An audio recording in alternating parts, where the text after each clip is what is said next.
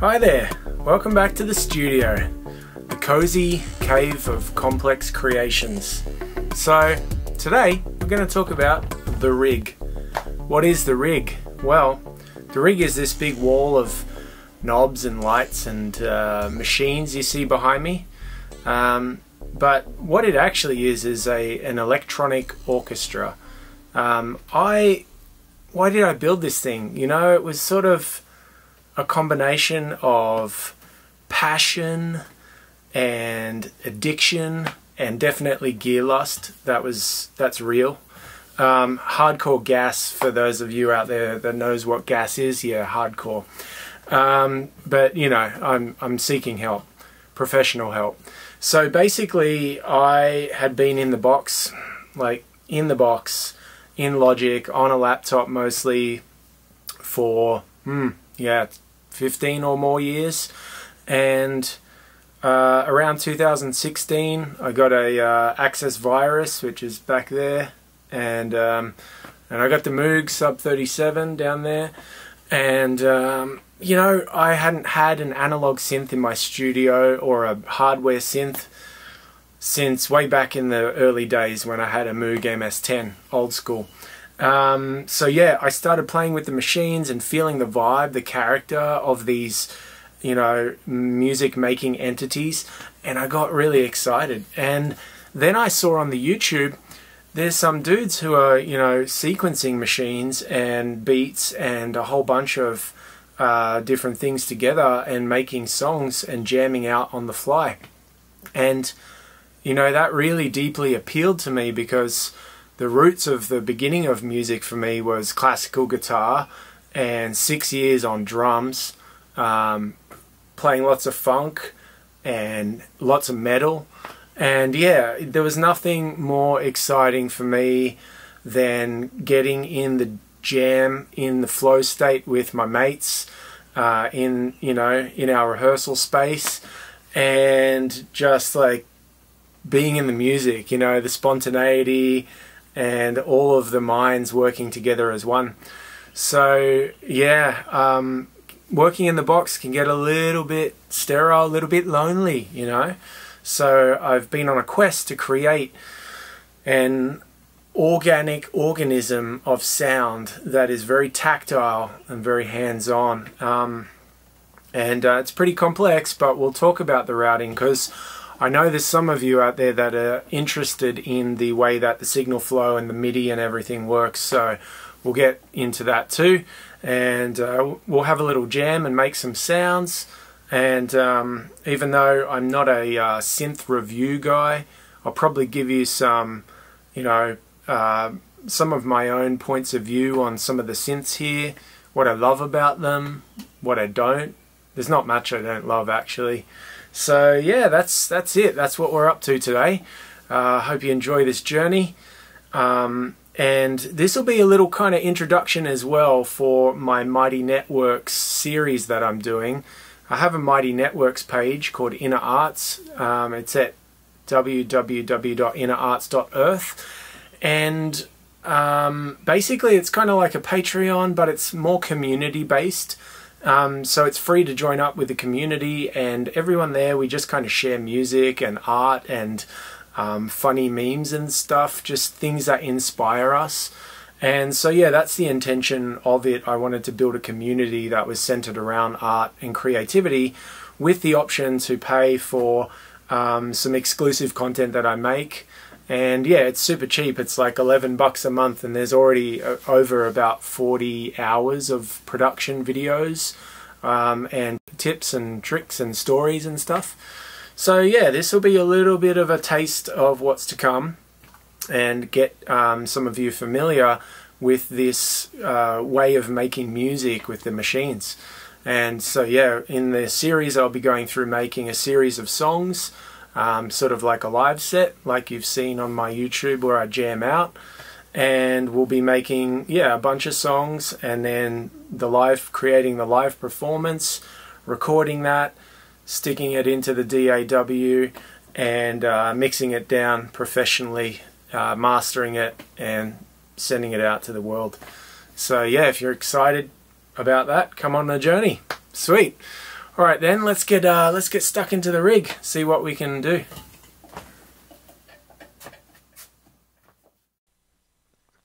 Okay, here we are at the rig. So let's talk about the signal flow and the design first. I've created a design sheet, which is the sort of the MIDI routing and the signal flow of the audio. And it's sort of my master blueprint that I designed over a course of months and years. And first off, we'll take a look at the MIDI. So the MIDI is in the top right corner, and basically the MIDI works like this. These two keyboards here are my master keyboards that control the sound of everything, and the way they do that is they get piped through these electron boxes, and these electron boxes send MIDI out to MIDI splitters. Those MIDI splitters send it out to the synthesizers.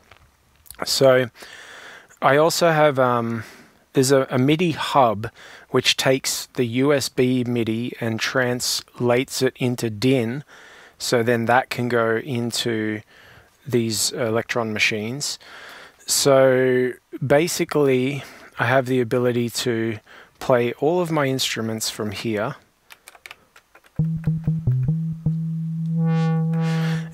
The main question will be, how does everything stay in time? Well, the key to that is having solid MIDI sequences, which the electrons are. They all sync up and they run really well, and they send MIDI clock to everything. And then the other thing is I have MIDI splitters, so that here where there's 8 instruments being controlled, there's several splitters that split the MIDI over 8 different individual cables, so that every main synthesizer gets a direct MIDI feed from the electron machines via the hubs. So when you chain MIDI together, after 2, maybe 3 instruments, things can get a bit wonky, definitely after 3. So what I have is synths take priority, and then the pedals and other things that need MIDI, yeah, they get MIDI via some of the synths. And yeah, that's basically the MIDI. What else? Oh yeah, I run Logic on the iPad here, and basically when I'm doing a live set with Logic is the master clock, and it sends out clock to Electron, and then Electron sends it to everything else. And I trigger live loops from the iPad, which is heaps of fun. And when I'm not using Logic and I'm doing a DAWless jam, then basically the Electron is the master clock. So yeah, I think that pretty much covers the MIDI. Let's talk about the audio now. So as you can see on the routing sheet, the synthesizers are all up the top, all the instruments are there, and then their signal gets fed into and through a series of patch bays down here. And then from the patch bays it goes to the mixer, or the 2 mixers actually, there's 2 mixers here. And then from the mixers it goes into the interfaces and gets recorded into Logic. So the key here is that everything except the Iridium, because I didn't have enough space on the mixer, the 2 mixers, I ran out of space. So yeah, the Iridium doesn't go through the mixers, it does go through the patch bay and then directly into the Lynx Aurora. But every other synth and instrument here goes through the patch bay and then through the mixers. So there's 2 things I can do here. The first thing, I can patch an insert in any one of the instruments before it gets to the mixer. So I can take the Sub 37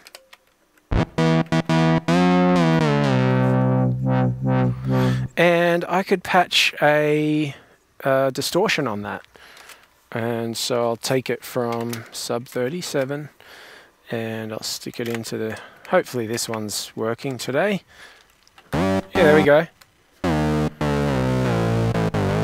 Bit more fuzzy. Yeah, so there's an idea of patching, and I can patch, you know, any one of these distortions. There's a ring modulator, distortion filter. Yeah, these two pedals, the auto bit and the mood, also can be patched via that. So the rest of the effects here, let's talk about the effects now. They're basically divided up over the 6 sends on each of the mixes. So after we go through the patch bay and potentially get an insert, we then come through the channel, and then we've got 6 options for effects. And I lay it out pretty logically with the smallest reverb at the top and then a room reverb. Actually, let's listen to these as we go along. Okay, so there's a little sample on the dig attack there.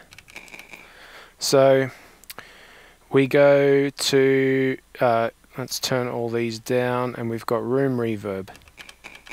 You can hear it's just very like close ambient reverb. The next one is the Empress room reverb. Lovely, lush, very realistic room. I love that reverb. And then we have the Specular Tempest. Oh yeah, my favorite big cavernous reverb. And next coming up we have the Echo System. Let's make sure, yeah, that's on. So there it is, doing a little bit of delay. And this thing's got analog delay, digital tape, multi, stutter, reverse. There's so much in it. It's an amazing little delay. But it's kind of a set and forget. I don't really tweak it much. It is tweakable though. Okay, so the next insert, number 5. We have a combination here of these two Plasdac pedals from Norway. And one of them's doing a glitch, and the other one's doing a sort of a textured reverb tail. But it's like really, it's more of a texture than a reverb, but you can get it to sound reverby. So those two together create like really nice crunchy textures, which I absolutely love. And then finally, on the bottom here, send number 6, we have the wonderful Ninja Tunes Erica Synths Zen delay.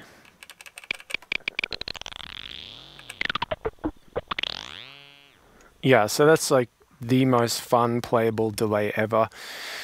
And I've got that actually on the bottom of both mixes because I love to add it to a lot of things. And you know, I can take any sound on the fly and just start tweaking and jamming the delay values, and bam, you've got some delay magic. So yeah, that's the basics of the effects. The only difference on the other board is we start off with the room reverb. Let's get a synth here. We'll just get something simple like the Performer. Yeah, so the Performer gets, yeah, so there we go. Room reverb. Again, the Specular Tempest. And then we go on to, I think this is the Timeline and the Big Sky. Woohoo, lovely combination there. And then we have the Meris, Polymoon, and Mercury 7.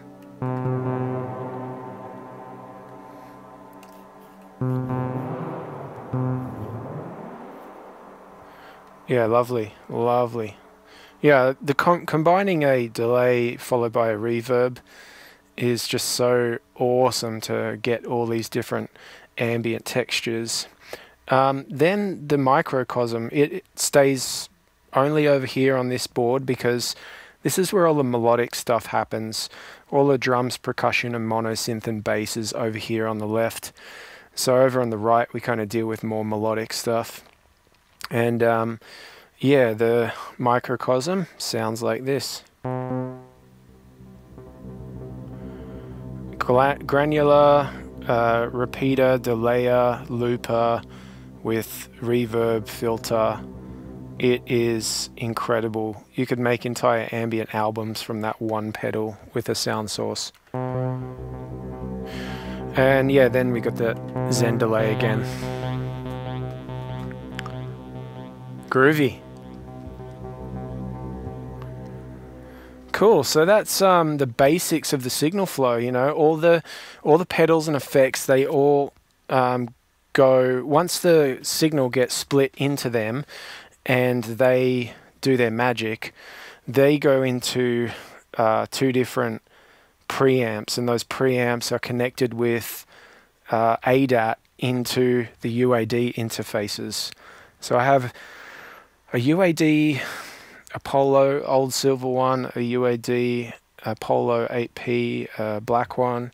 Then I've got the Lynx Aurora, which is 24 channels. That one's a sort of more high-end converter, so that takes care of the signal from all the sort of main synths.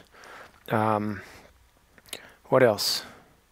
Yeah, that's about it. So there's like 16 preamps, or the 8P as well, so 24 preamps, 24 Lynx channels, and then another 8 Apollo. So yeah, bunch of channels to record. And yeah, so that's that. That's basically the audio. What's next on the menu? Okay, now we've done the audio routing and the MIDI, let's talk about the synthesizers and the instruments. I'm going to be as fast as I can through this part because there's a lot to go through, but I'm sure most of you are excited about what all these machines are and what they do, and most importantly, what is my relationship with them, because some of them I've had for 6 or more years, and some of them I've had for maybe a year. Haven't really bought a synth for close to a year now, so I'm just sort of staying with what I've got, selling anything I don't use or need. That's a definite rule for a studio like this. Yeah, making sure I learn and utilize everything that's in front of me, which is taking its time. Okay, so we'll start down here. We have the Electron Analog Rhythm in the middle, and we have drums. Each one of these pads can have a sample on it, so it's a sampler, as well as having 8 analog voices. So I kind of mix like an analog kick drum sub with a sample dusty, crunchy kick top. And I do this a lot, layering sounds. Mostly with the hi-hats, I just love the white noise. Oh yeah. Love that white noise. So yeah, drums are there. And then coming over to the Digitact, which is an 8-voice sampler with 8 layers of MIDI control, we have... Oh, wow. That's right, the delay's on. Let's turn that off. Okay, yeah, so we have a bunch of like crunchy, percussive samples in there. Oh yeah, and dusty crackles. Gotta love that. Yeah, so that's basically samples, extra percussive, glitchy texture layers that I'm adding over my groove. They come from there. Then we've got the model cycles, which is a drum machine, essentially. That's just its default mode, but it's really tweakable.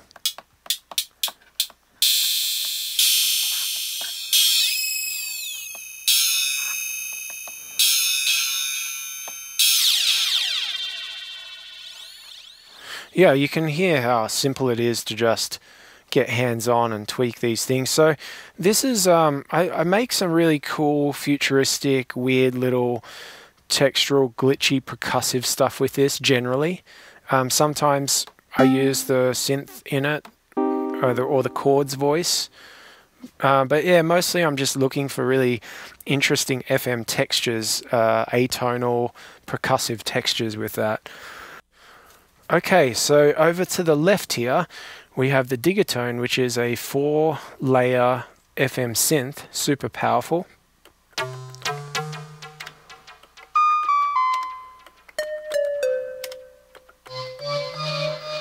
Yeah, really nice, dusty, textural, crunchy FM sounds, and the fact that you can layer 4 layers of them all together is incredible. Very versatile, fun synth. Now, the real magic that happens here, other than these being amazing instruments, is that I have the ability to control 4 of my synthesizers here, and then another 8 of them here. So I can control my, let's see, if we want some bass, we're controlling the siren right now. And I can play it here, I can sequence it from here, and the cool part is I can also control the filter and any of the other parameters that I tell these knobs to control. So these are MIDI CC control knobs. So I can set these up to control any of the parameters on any of these synths that have MIDI CC. And the only one that doesn't is the Performer. It's totally hands-on, fully analog. So yeah, I control everything from here. SEO2, Roland SEO2, fat, chunky little synth. Amazing sound in such a small box. And it has cross modulation, which is like FM, and then it has a feedback.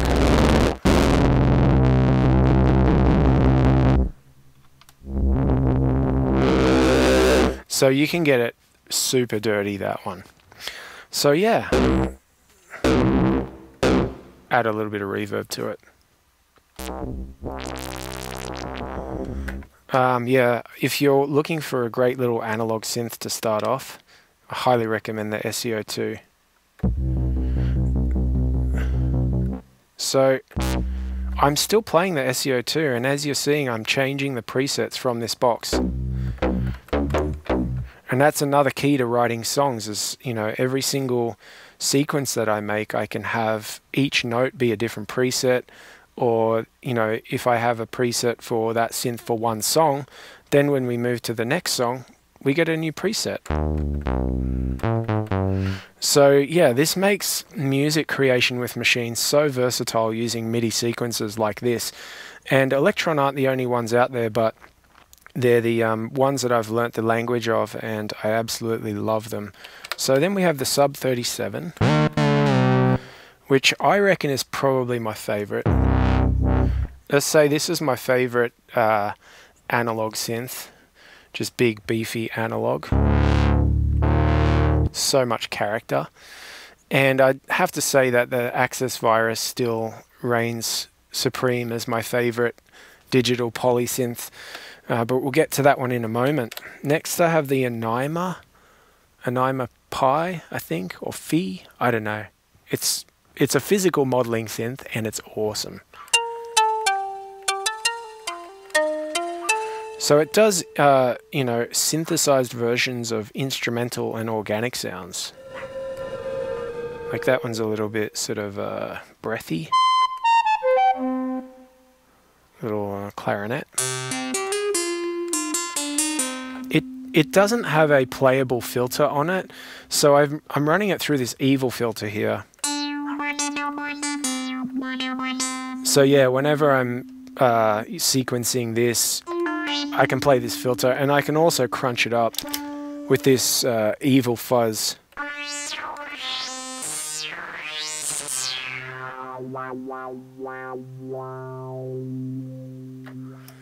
Yeah, so that's the Anima. And then we go to the Micro Freak, another incredible, reasonably priced, you know, super box, little crazy little synth. This one, so many different types of synthesis. It is digital, but it has analog filters, which gives it a really nice sound. And yeah, a beautiful little synth, this one.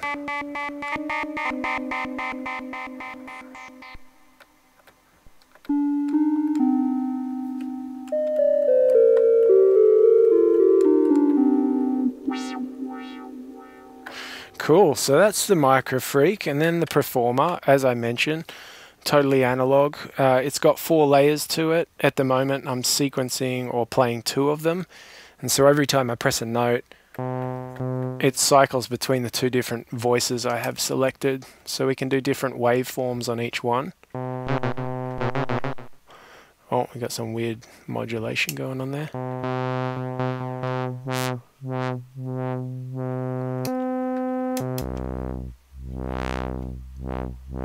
Yeah, it's awesome. It's a little bit out of tune at the moment, or like out of whack. Needs a repair. Needs some tender love and care. The Midalog XD. This is just kind of like a really good bread and butter synth. There's nothing about it that gets me super excited in terms of something really unique. I guess the effects on it are pretty cool and the sequence is fun, but it just has a solid sound.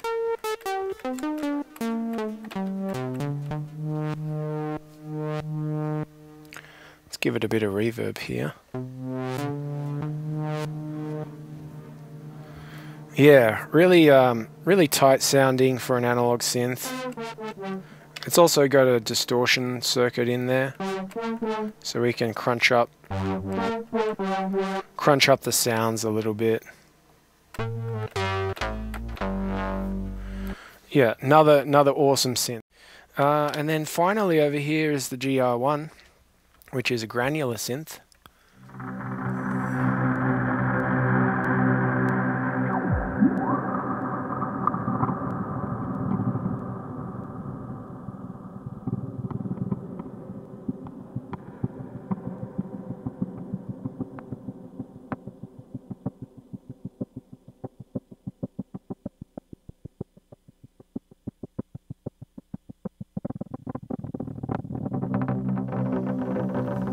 Yeah.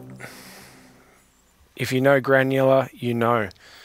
Granular is awesome, and that thing is so amazing to get. I get really frustrated with granular plugins, and I'm trying to map my MIDI CCs to all these different things, but this one is just hands-on, have fun, does exactly what you want it to do, and it sounds amazing. And it's got multiple layers and a whole bunch of other stuff. Awesome synth. So yeah, that's everything that the Digitact takes care of. Now we come over to the Digatone.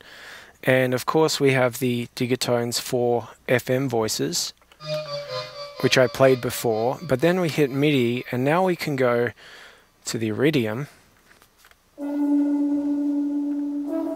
which is just an absolute beast, a weapon of a synthesizer. It's fully digital, yet it has an incredibly pristine, smooth sound. Incredible effects, many types of synthesis. You can create sample-based stuff in it. It's almost like a hardware omnisphere. Yeah, incredible synth. So yeah, it mostly does atmospheres, textures, pads, that sort of stuff. Yeah. So then we have the Novation Peak, the PIAC. Let's find something that does it justice. Yeah, there we go. Something dusty.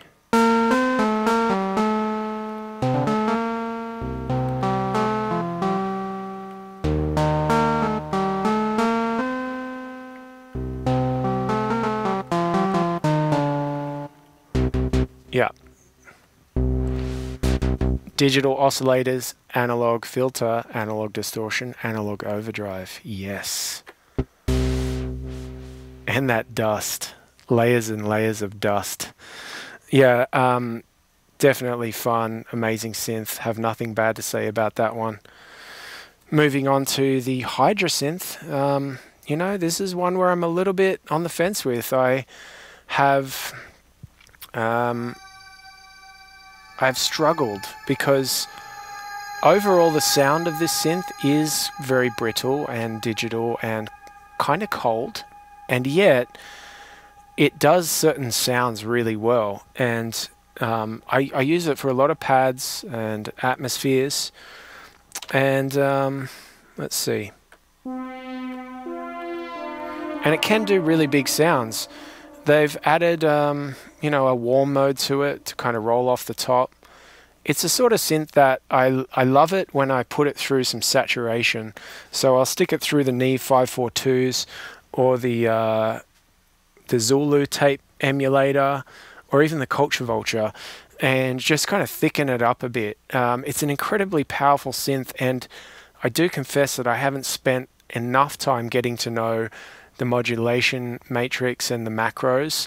So as I have spent more time making my own presets in it, I'm getting to love it more, which is why it's not on the chopping block yet. So yeah, that's the Hydra synth. It can be so 80s and synthwave. If I was to make a synthwave album, that would be the first synth that gets featured. Okay, so finally, the Access Virus TI. This thing has been around forever, and it's really hard to top it. It's incredible. It's almost like they made the perfect synth and then just, you know, signed off. Like, we did it. We made the perfect synth.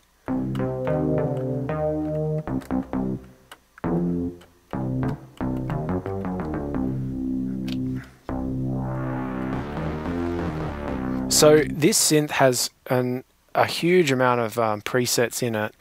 So that's a good segue to talk about this sheet here. So this here is my cheat sheet for all my presets, and so I spent a lot of time every synth that I got organizing the preset banks and categorizing it into either genre or type of sound. So we have deep basses and techno sounds, leads, keys, arps, things like that. And with the Virus, as you can see, the Virus here has so many more types of sounds than everything else. Yeah, it's amazing. I cannot believe how they made this synth. It's a masterpiece. It really is. It has an intense sound. It's kind of very jagged, very edgy, very upfront. And that's one of its strengths, really. It has some great effects. It has really nice sounding filters. The reverb's awesome. Yeah, you know, this is one of my... It was my dream synth for so many years, because some of my favorite artists, like Tetrameth and Shadow Effects and guys like that, they were all about the Virus. And, you know, every time I heard a sound in their music and I asked them, what's that sound? Oh, yeah, it's from the Virus. So, yeah, it's definitely, it can make a really psychedelic sound. A lot of really cool bass growls, neuro, drum and bass type sounds come out of that. Yeah, so it's almost the sort of synth that I need to buy a second one, so one of them can take care of all the textural, atmospheric stuff it does, and then the other one can take care of all the gritty, punchy, intense sounds that it does. So yeah, that's the Access Virus. And what else? What's next? Okay, it's time to make some music. We're going to start with the beat. Classic. We're going to just lay down the beat and build it up from there. So, drum machine, let's do this. After an awkwardly long lead in. 1, 2, 3, 4. 1, 2, 3, 4.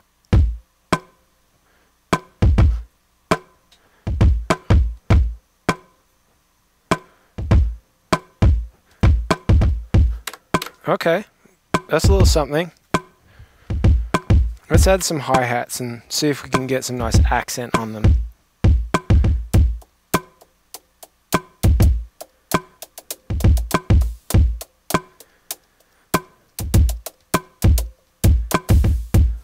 Okay, that's cool. One of these open hats was a little low, so I'm going to turn it up.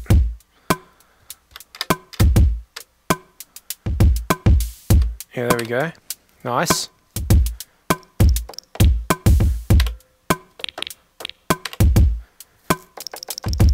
Okay, that could be cool. Let's try that next.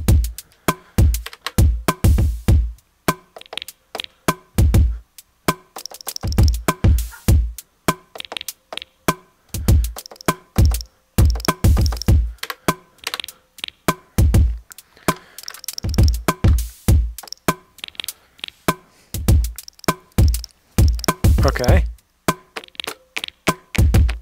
What do we got here?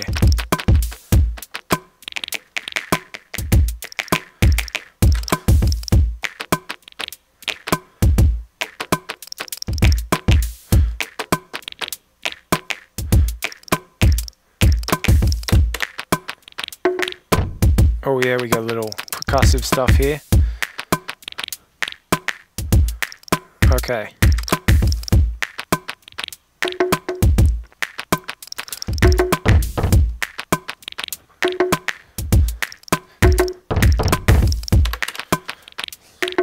Okay, that's cool. It's time for some bass.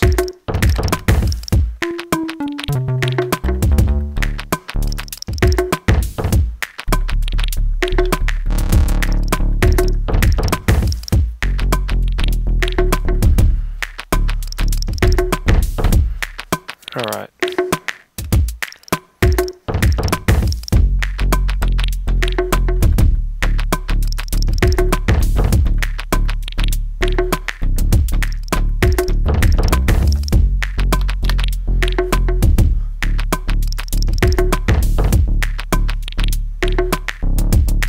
Gonna add some accent to the bass.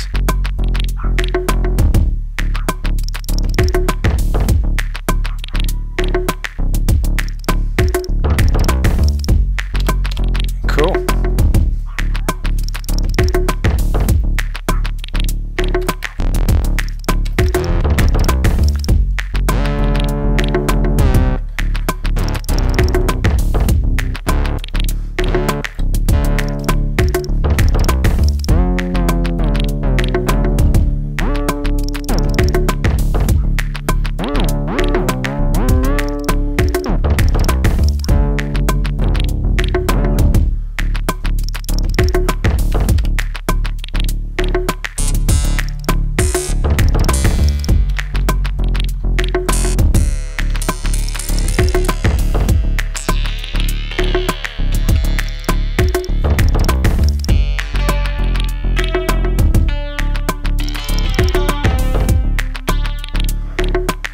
Could work.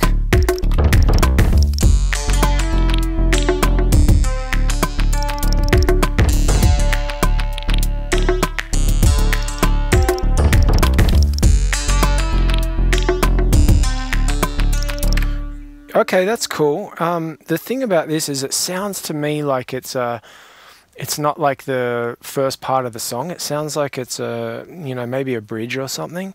So what we're going to do is we're going to copy this pattern here and we're going to move it over to the next page, and then we're going to come back to our original one, and I'm going to clear the bass, and we're just going to do simple bass. Okay. And maybe take away a few of these as well. Okay.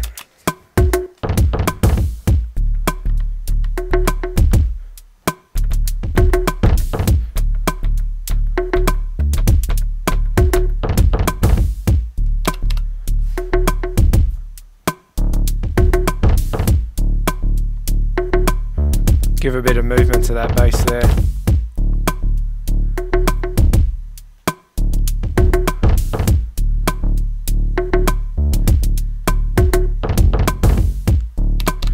Okay, that's cool.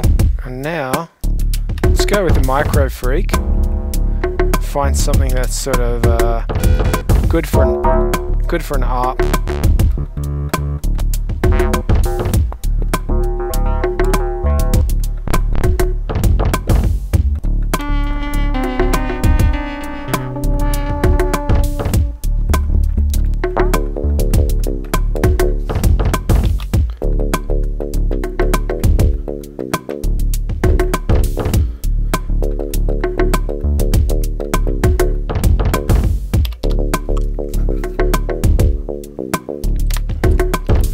We're going to go a little sneaky and change.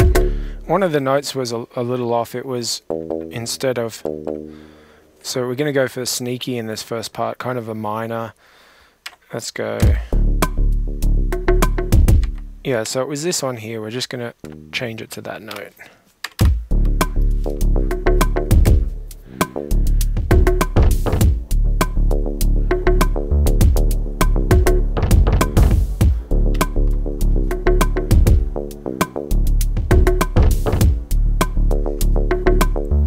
Yeah, cool. So there you go. You can feel how easy and fun it is to start creating here. It's just like you're jamming over the top of your ideas, and as I'll show you in a moment, we create a progression. So let's continue with this little jam.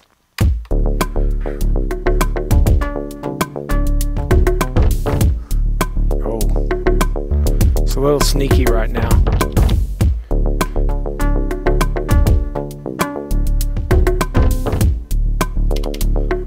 I think that was the peak. We'll add some reverb on that.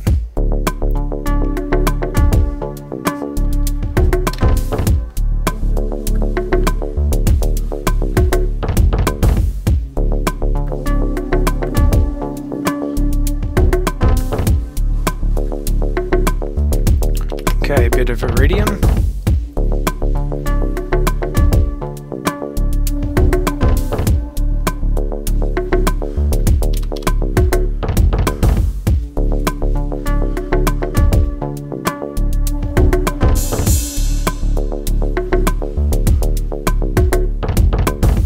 Okay, so say that's the first part of my song, and then we can move on to the next page. Okay, so we'll go to the Anima. Okay.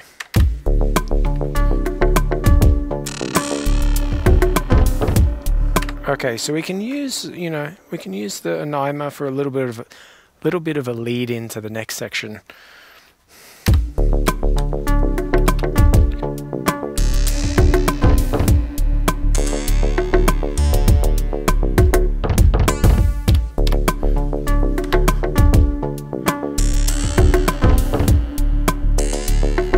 And then, of course, in the live scenario, we can take away these drums,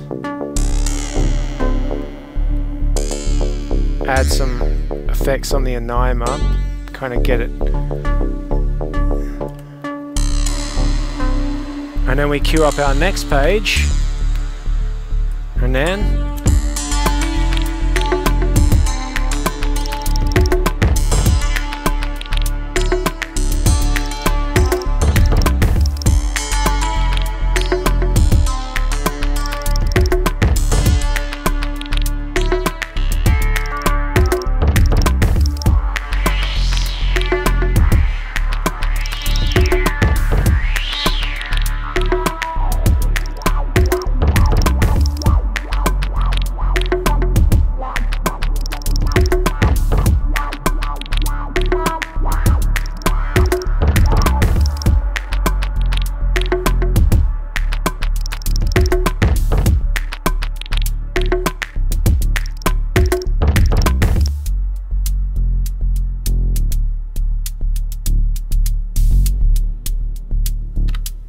back to the start.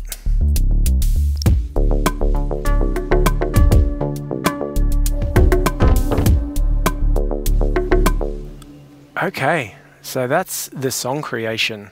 Just like that, it's so easy and inspiring and fun and a little bit magical to make music in this way with the machines. And even though this is very different in essence to writing music in Ableton or Bitwig or Logic inside a DAW, you can actually set your DAW with a MIDI controller and a pad controller. You can set it up to do a similar thing. If you have maybe an Ableton Push, you probably know what I mean. But what I've found after many years of sitting over a decade sitting in front of the computer, sketching out, making beats, even when I've been playing everything in and doing my best to not quantize stuff and keep that humanness, there's still been a little bit of an issue with stagnancy and this sort of digital domain where everything's kind of locked into that one program. I find that, the more time you spend writing music, especially if you do it obsessively like me, you find yourself getting caught in these loops. But when you come out onto the machines and you've got all of these options of things you can play with, there's a lot more expression. As you can see, I'm standing up here as well. I'm getting my body involved in the music creation, which is kind of perfect for you know, making beats. You want to really feel the groove in your body. And I really reckon that the fun and the joy that you're having in all of your being is being encoded into the music that you're making. It's like when you hit record, it's recording everything that's going on, not just the sounds.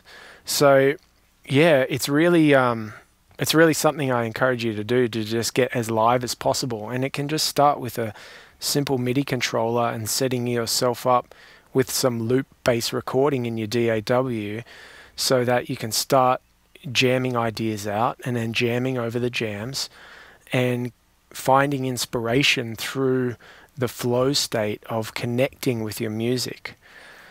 Yeah, that's pretty much where I'm at these days. You know, I just love that experience of being in this flow state.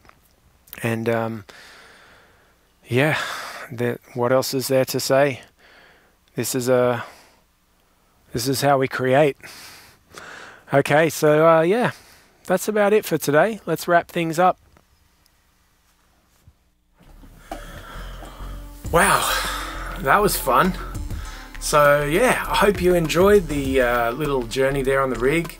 Hope you got some insight, some inspiration to get a bit more hands-on, a bit more tactile with your production in your studio. And yeah, like I mentioned, there's going to be a bit of a journey, a series of videos that'll be on my MIDI networks. And if you're interested in knowing more about creation here, getting some inspiration, some tips and tricks and ideas, I'll be getting into that real soon. Awesome. Hope you're all staying creative out there. See you in the next one.